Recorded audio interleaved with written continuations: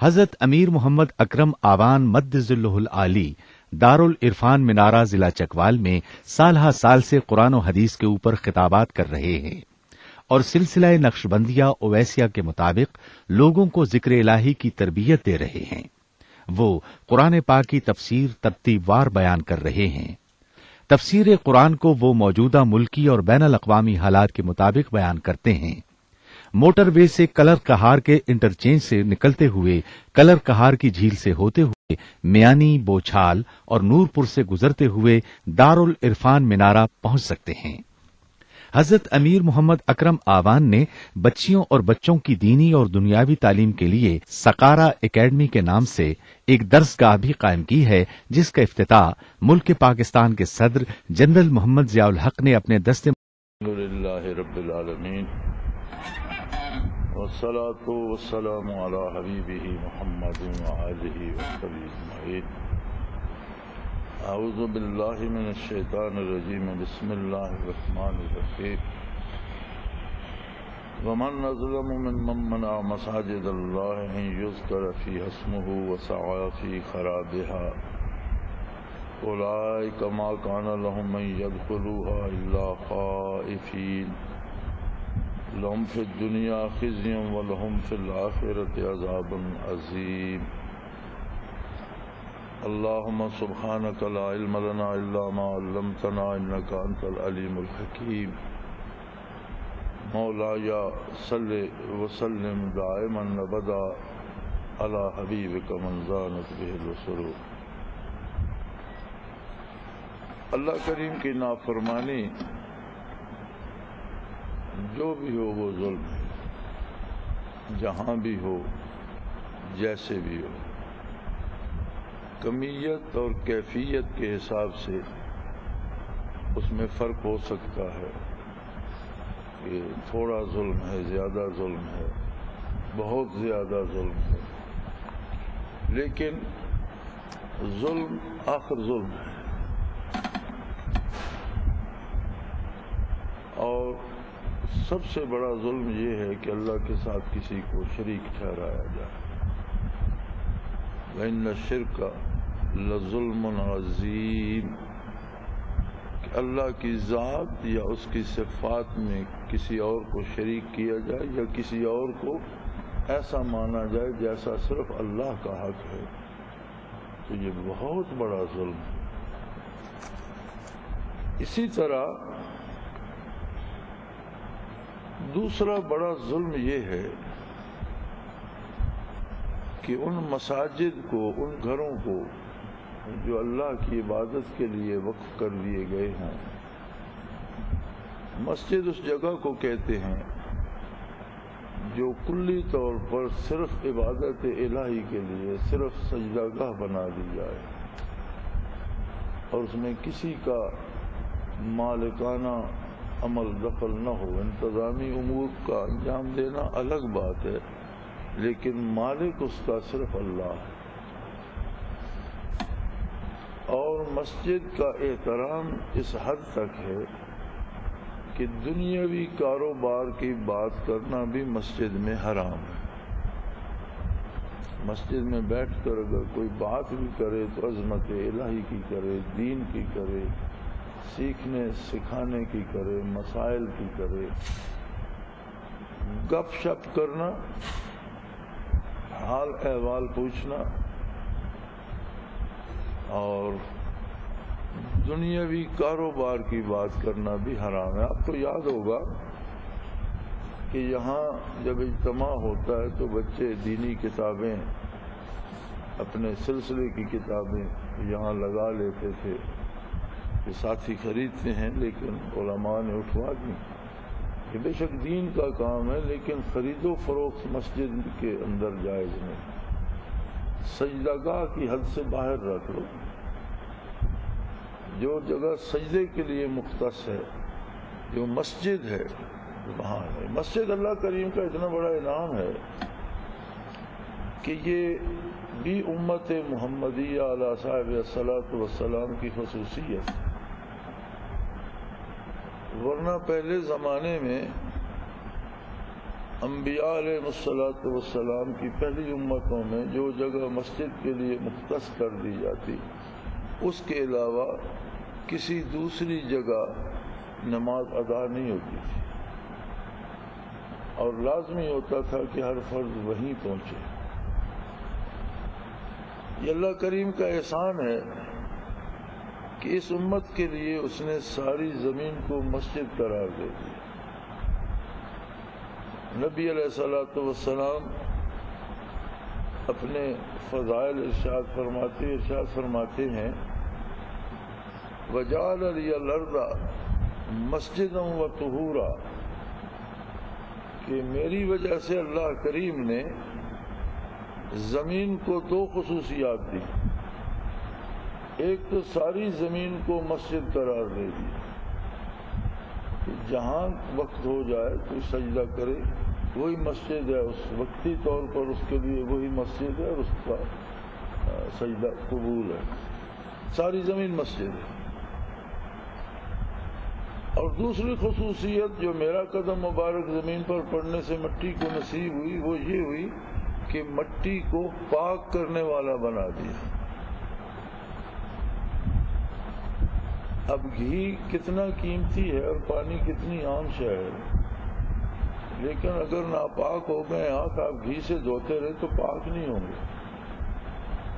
ضرورت قیمت کی نہیں ہے، ضرورت صفائی کی ہے۔ کسی تیل سے دھوتے رہیں، گھی سے دھوتے رہیں، شہد سے دھوتے رہیں تو وہ گھی وہ شہد ناپاک ہو جائے گا، ہاتھ پاک نہیں ہوں گے۔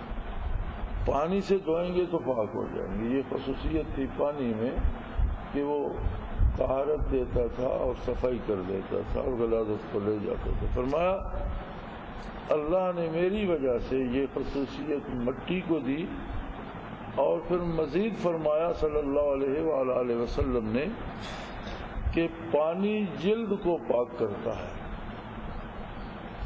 لیکن کسی وجہ سے پانی میسر نہ ہو اور مٹی سے تیمم کیا جائے تو ہڈیاں اور ہڈیوں کا گودا تک پاک ہو جاتا ہے۔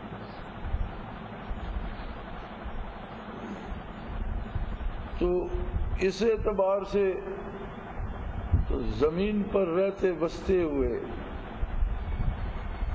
زمین میں فساد پیدا کرنا گویا اللہ کی مسجد میں فساد کرنا ہے۔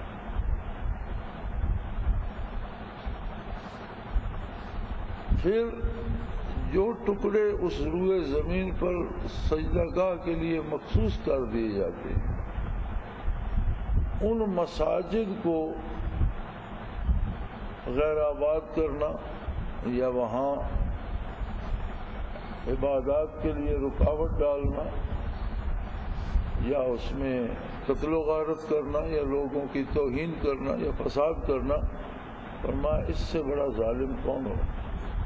ومن اظلم، اس سے بڑا ظالم کون ہوگا؟ یعنی یہ بہت بڑا ظالم ہے ایسا شخص جو منع کرتا ہے اللہ کی مسجد کو کہ اس میں اللہ کا ذکر نہ کیا جائے۔ جیسے مشرکین مکہ بتوں کو تو کعبے میں سجائے ہوئے تھے، لیکن بیت اللہ میں اللہ کے نبی اور امام الانبیاء صلی اللہ علیہ وسلم کو داخل ہونے سے مانے۔ ویسا ہی جرم ہے کہ آپ کسی بھی اللہ کے بندے کو اللہ کی عبادت کرنے سے مسجد میں روکیں۔ اب یہ روکنے کے یا مساجد کو غیر آباد کرنے کے مختلف طریقے یا مختلف درجے ہیں۔ مثلا مسجد کے خلاف کے پڑوس میں آپ شور کرتے ہیں اتنا کہ لوگ نماز ادا نہیں کر سکتے، گانا بجانا شروع کر دیتے ہیں، ڈھول تماشا پیٹنا شروع کر دیتے ہیں، نماز کے اوقات میں کوئی ایسا کام شروع کر دیتے ہیں کہ نمازی اس سے پریشان ہوتے ہیں، یا کسی کو مسجد میں آنے سے روکتے ہیں، یا پھر خود نماز تو ادا کرتے ہیں بلا عذر شرعی مسجد میں جانے کا تکلف نہیں کرتے۔ عذر شرعی ہو پھر اور بات ہے، کوئی بیمار ہے، کوئی چل نہیں سکتا، مسجد دور ہے وہاں تک جا نہیں سکتا، یا فجر کی رات کی نماز ہے راستے میں خطرہ ہے، کوئی کتا کاٹ لے گا یا کوئی بندہ روک دے گا، تو یہ تو عذر شرعی ہوئے، یا بارش ہے طوفان ہے تو آدمی نہیں جا سکتا، یہ تو الگ بات ہے۔ لیکن جہاں کوئی عذر نہ ہو اور میں سستی کی وجہ سے مسجد میں نہ جانا اور گھر پہ نماز پڑھ لینا، یہ بھی مسجد کی غیر آبادی کا سبب ہے۔ مساجد کو آباد کرنا ہے، غیر آباد نہیں۔ اور یہ جو آج کل رواج ہے کہ مساجد میں نمازیوں پہ گولی چلا دی یا وہاں بم پھینک دیا، یہ تو انتہائی ظلم ہے۔ کوئی کیسا بھی برا آدمی ہو اور کوئی کیسا بھی بدعقیدہ ہو، مسلمان نہ ہو، ہندو سکھ ہو، عیسائی ہو، یہودی ہو، اپنی عبادت گاہ میں جب وہ جاتا ہے تو اپنے طریقے سے جو کچھ وہ کر رہا ہوتا ہے وہ اپنے پورے خلوص سے کر رہا ہوتا ہے۔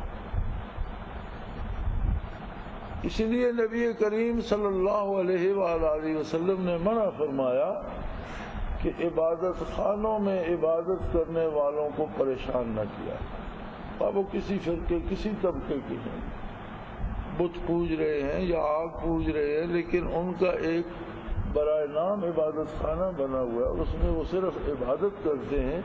تو جہاد میں بھی نبی علیہ الصلوۃ والسلام نے افواج اسلامی کو یہ حکم دیا کہ کسی عبادت خانے میں، کسی معبد میں عبادت کرنے والوں کو پریشان نہ کیا جائے، ان سے چھیڑا نہ جائے، چہ جائے کہ اہل حق ہوں، اللہ کی مسجد ہو اور اللہ کا دین ہو اور اللہ کے نبی صلی اللہ علیہ وسلم کے حکم اور سنت کے مطابق وہاں وہ عبادت کے لیے جمع ہوتے ہیں اور انہیں پریشان کیا جائے یا وہاں قتل و غارت گری کی جائے، مسجد کو ویران کرنے کا سبب پیدا کیا جائے، تو فرمایا اس سے بڑا ظلم کیا ہو، بہت بڑا ظلم ہے۔ بلکہ وَسَعَىٰ فِي خَرَابِهَا أُولَٰئِكَ مَا كَانَ لَهُمْ أَن يَدْخُلُوهَا إِلَّا خَائِفِينَ۔ مسجد بارگاہ الہی ہے، دربار الہی ہے، اور جو بھی حق پرست، جو بھی اللہ کا بندہ مومن وہاں اللہ کی حضوری کے لیے نبی کریم صلی اللہ علیہ وسلم نے فرمایا، ایک حدیث کا مفہوم ہے کہ نمازی کے آگے سے نہ گزرو، فَإِنَّهُ يُنَاجِي رَبَّهُ، کہ وہ اپنے رب سے سرگوشیاں کر رہا ہے، بات کر رہا ہے، آپ درمیان سے کیوں گزرتے ہیں؟ وہ اپنے پروردگار سے اپنا درد دکھ کہہ رہا ہے، اپنا درد دل کہہ رہا ہے، اس کی تعریف بیان کر رہا ہے، اپنی احتیاج بیان کر رہا ہے، اپنی ضرورت بیان کر رہا ہے، تو تم درمیان میں مت آؤ۔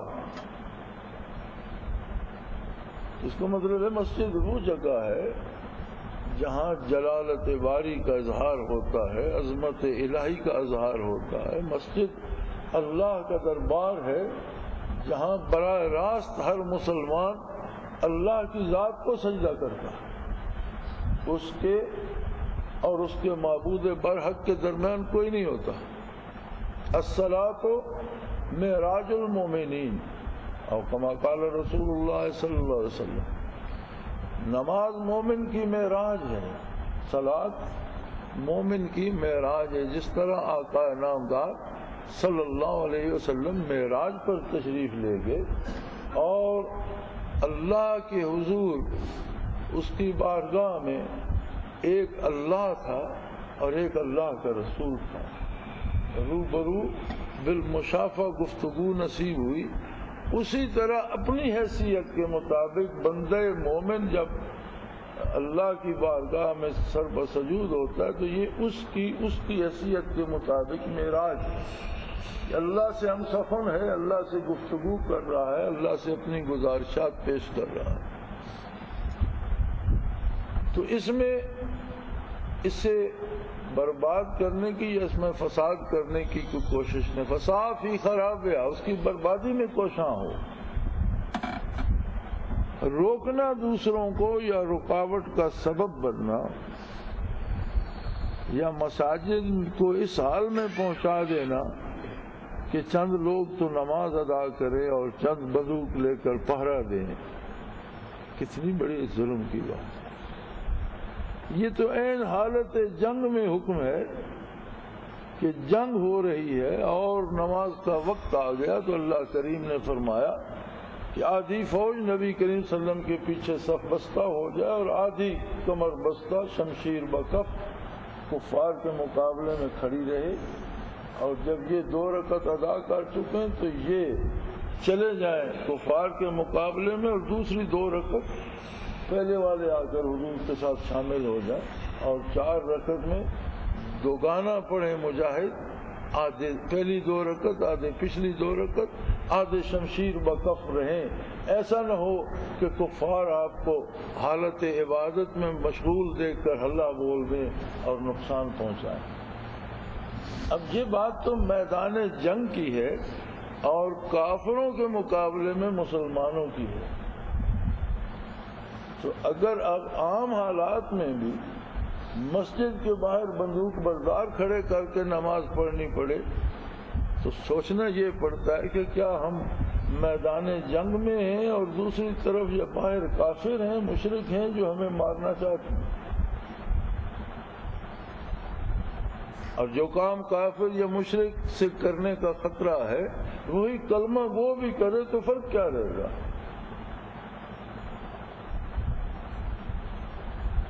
اور پھر اس کو جمع مردی سمجھنا اور اس کو جہاد کا نام دینا کیسے عجیب بات،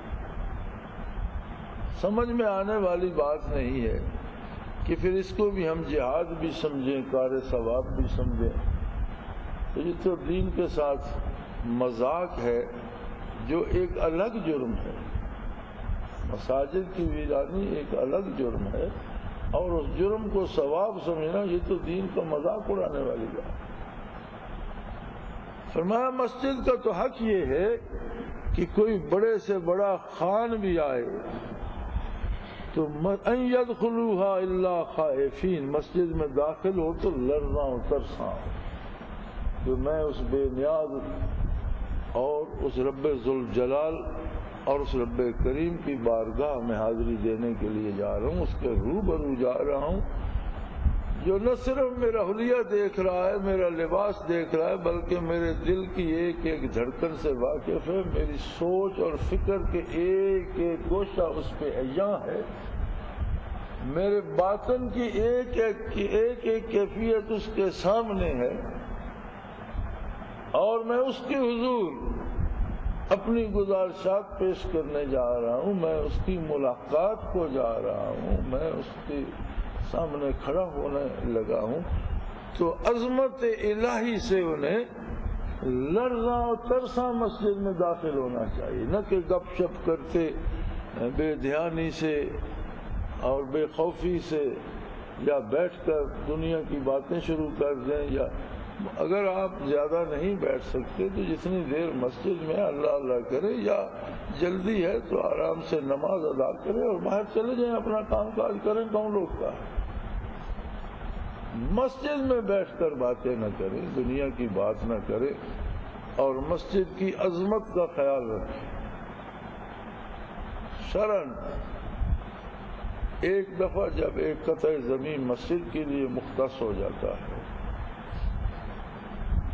تو وہ تحت الثری سے لے کر عرش اولا تک مسجد ہوتی ہے اور ہمیشہ کے لیے ہوتی ہے، قیامت تک کے لیے ہوتی ہے، کوئی مسلمان اسے تبدیل نہیں کر سکتا۔ کفار کے قبضے میں ملک چلے گئے، انہوں نے تباہ کر دی، اس کے ذمہ دار وہ ہیں، لیکن اگر مسلمان کا اختیار اس پہ واپس آئے تو پھر اس پہ فرض ہو جاتا ہے کہ مسجد کو مسجد کی تعمیر کر کے اسے پھر سے بحال کر۔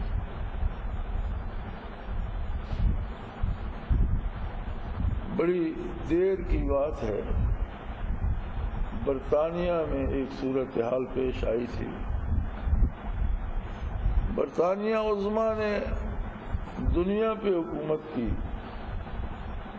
امریکہ، کینیڈا، افریقہ، ایشیا، اور یہ محاورہ بن گیا تھا کہ ملکہ کی سلطنت میں سورج غروب نہیں ہوتا، لیکن خود برطانیہ وہی چھوٹا سا جزیرہ نما ہے اور جگہ کی بہت کمی ہے، قلت ہے۔ تو برطانیہ میں اس وقت بھی زمین اس طرح فروخت نہیں ہوتی تھی جیسے ہمارے یہاں ہوتی ہے کہ یہ اتنے گز کا پلاٹ آپ کو دے دیا پھر اس کا ہو گیا، نہیں، وہ فروخت ہوتی تھی اس زمانے میں بھی، اتنی لمبائی، اتنی چوڑائی اور اتنی اونچائی تک آپ کو میں دے رہا ہوں، اس کے بعد جو اوپر والی اونچائی ہے وہ پچھلے مالک کی رہتی ہے، پھر وہ بیچتا ہے۔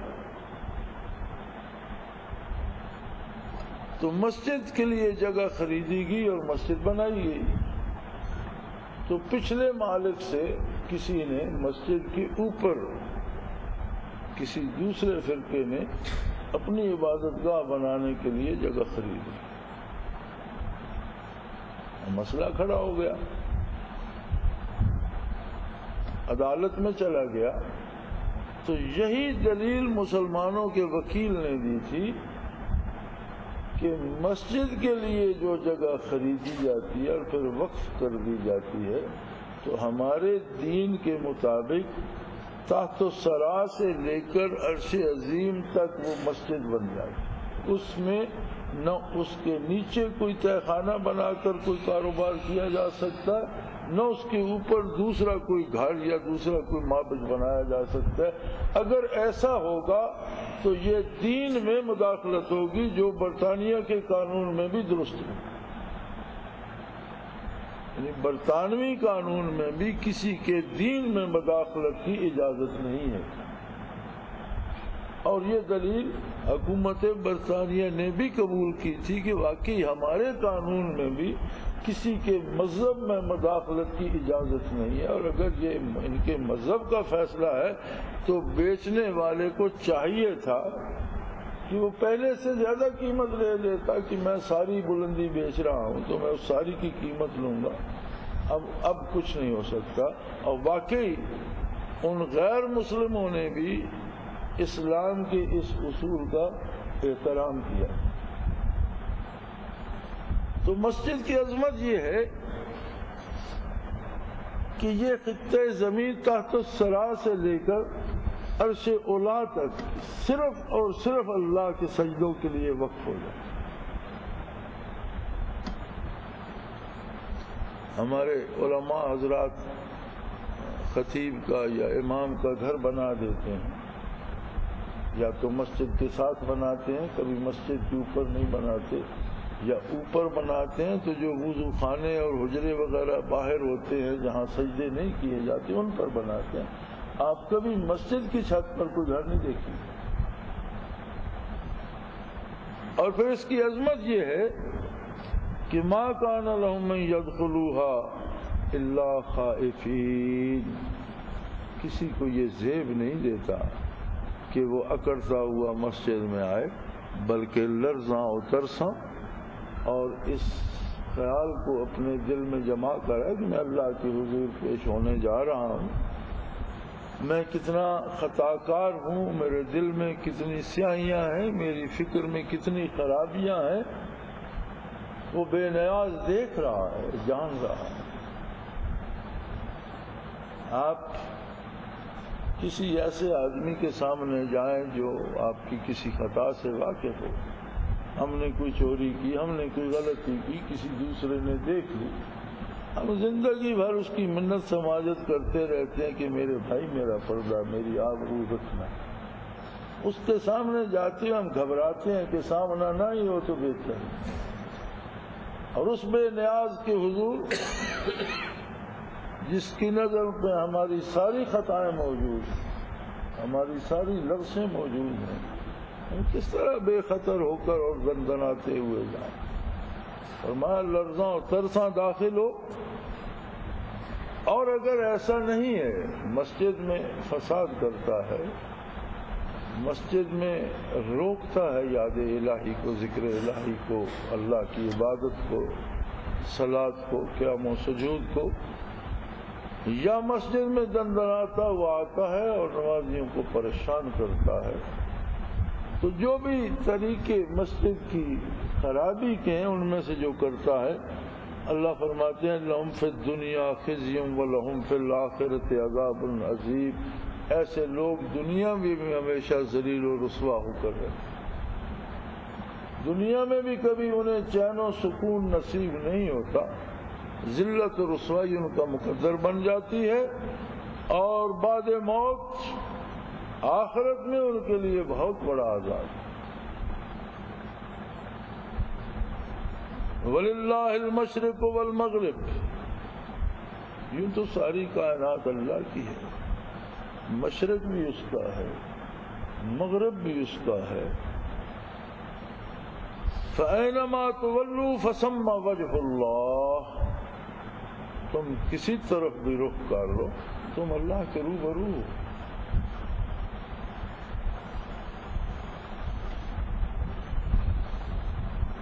یہود کے علماء نے یہ بڑا اعتراض بنا لیا تھا کہ مسلمانوں کا دین عجیب ہے بھائی، یہ پہلے تو اتنا عرصہ بیت المقدس کی طرف منہ کر کے نمازیں پڑھتے رہے، اب انہوں نے بیت اللہ کی طرف منہ کر کے پڑھنا شروع کر دیں، تو بھلا وہ قبول ہوں گی جو بیت المقدس کی طرف منہ کر کے پڑھی تھی، یا یہ منظور ہوگی جو بیت اللہ کی طرف منہ کر کے پڑھ رہے ہیں؟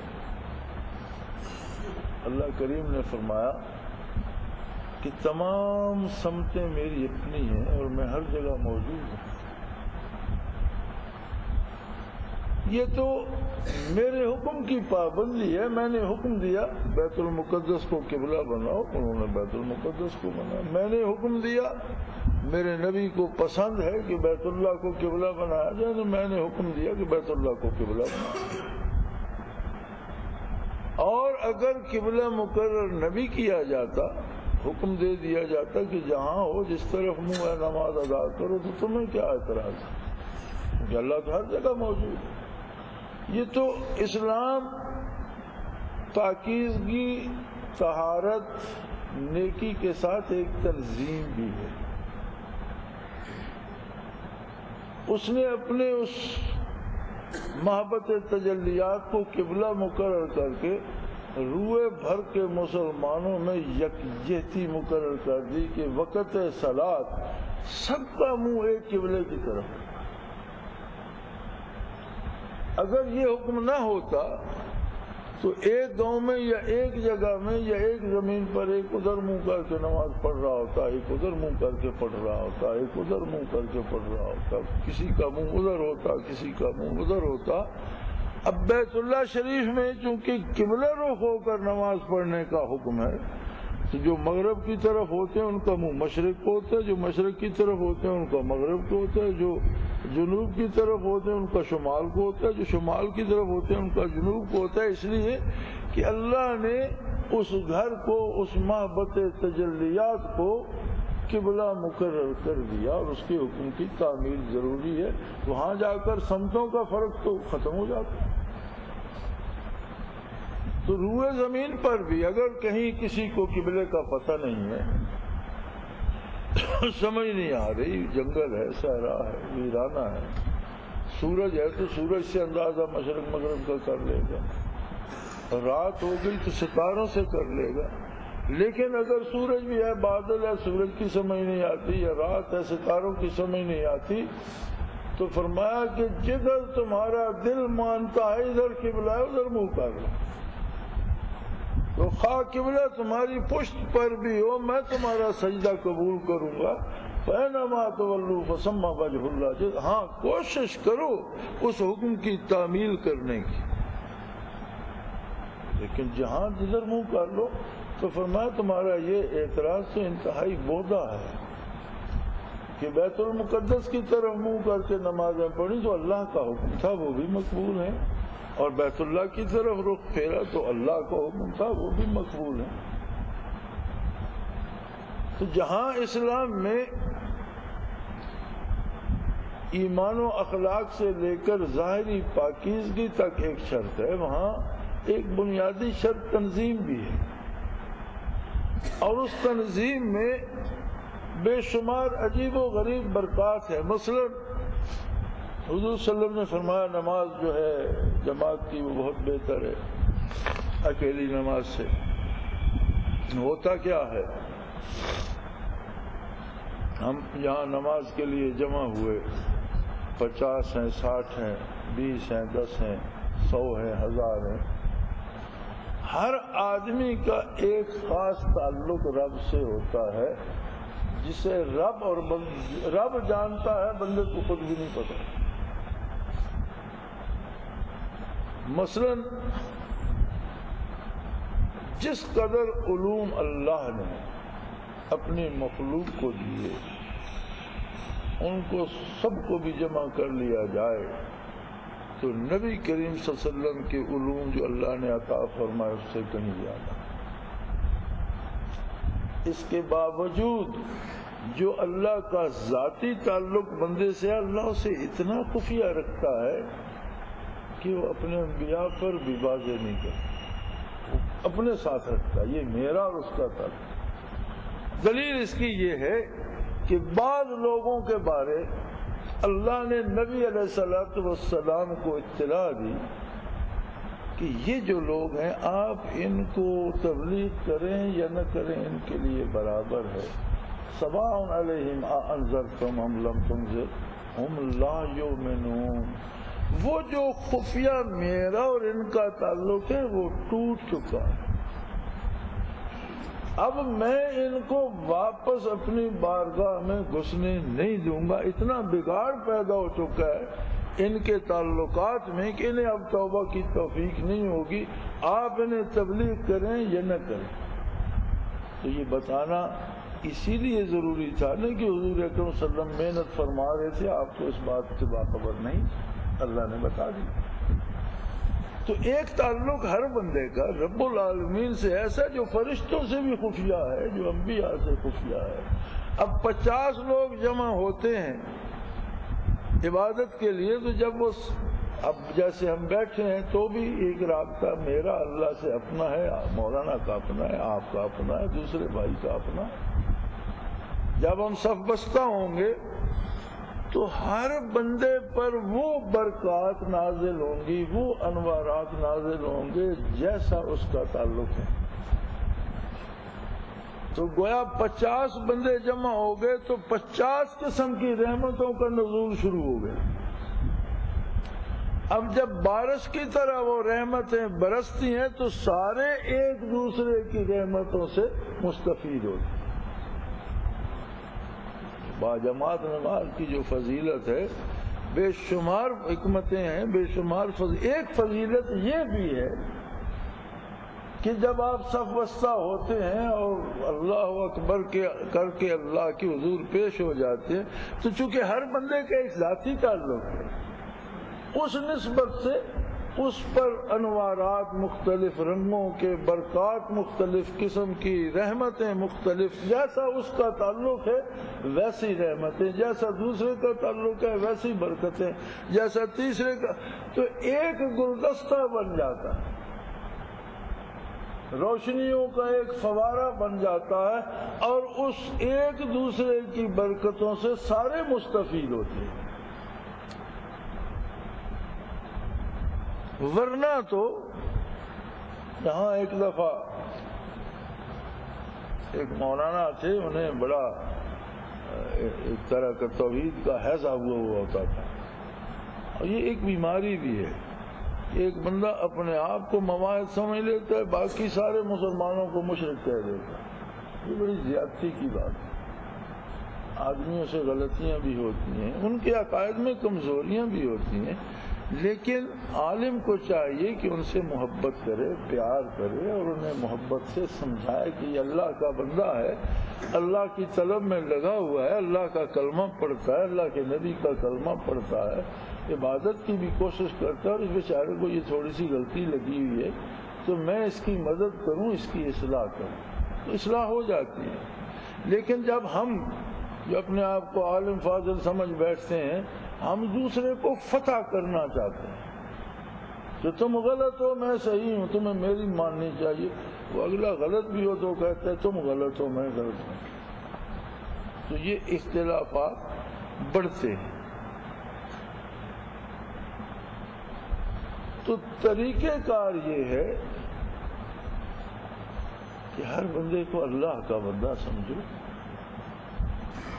خدا نخواستہ وہ کافر بھی ہے تو بھی آپ کی ہمدردی کا مستحق ہے. کفر سے نفرت کریں لیکن اس بندے سے نہیں. کوشش کریں کہ وہ کفر سے بچ جائے. یہ تب ہوگا جب آپ اس سے محبت کریں گے. آپ چاہیں گے کہ اللہ اسے بچا لے.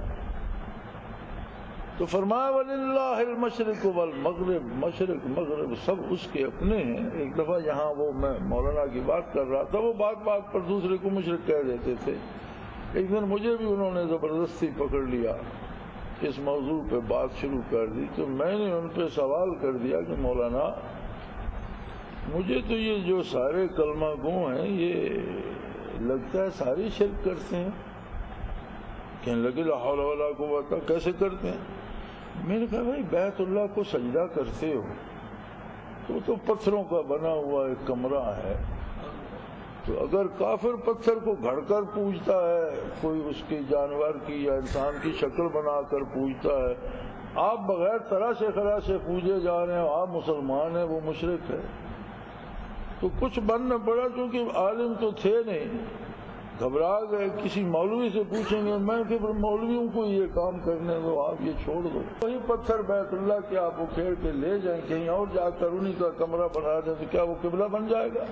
کوئی مسلمان اسے سجدہ کرے گا؟ نہیں. وہ پتھروں کو ہم سجدہ نہیں کرتے, ہم ان تجلیات کو سجدہ کرتے ہیں جو ذات الہی کی اللہ نے بتا دیا کہ یہ میری تجلیات کا محبت ہے, نزول ہوتا ہے یہاں, اسے قبلہ مان کر مجھے سجدہ کر.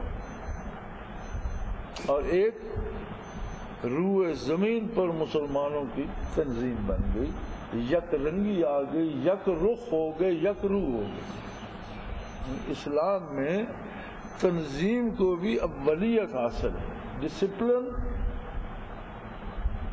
سب سے مقدم ہے اسلام میں.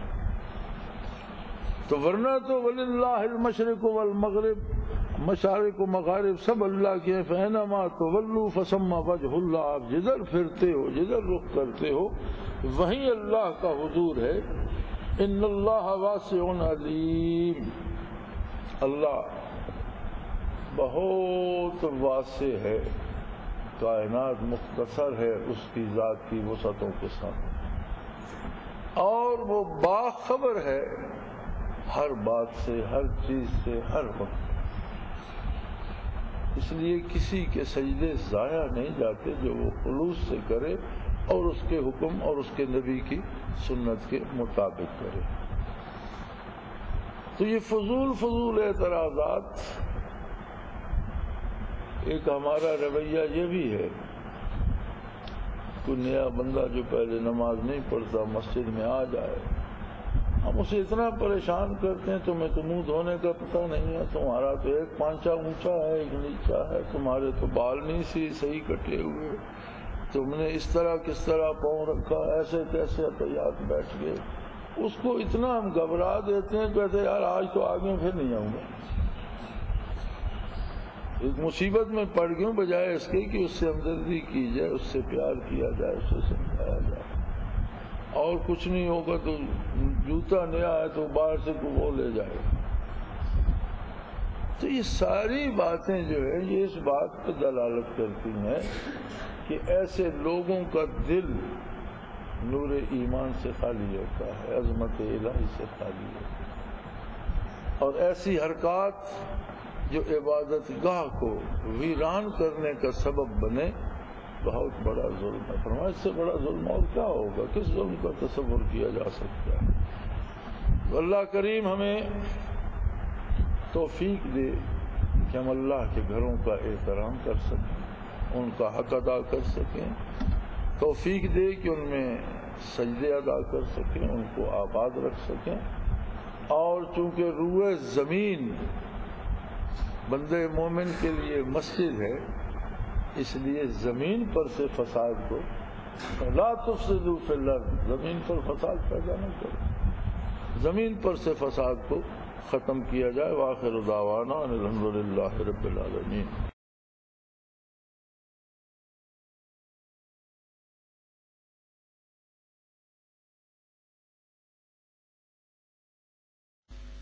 وہ تمام احباب جو اسلام کی طلب رکھتے ہیں ان سے گزارش ہے کہ دارالعرفان منارہ ضلع چکوال میں امیر محمد اکرم آوان صاحب کے خطابات سے مستفید ہوں. وہ ہر جمعے کو نماز سے پہلے بیان فرماتے ہیں. ہر ماہ کی پہلی اتوار کو ماہانہ اجتماع ہوتا ہے جس میں آپ خصوصی خطاب فرماتے ہیں اور پاکستان کے چاروں صوبوں سے احباب اس اجتماع میں شرکت کرتے ہیں. اس کے علاوہ یہاں سال میں 2 مرکزی اجتماعات بھی ہوتے ہیں.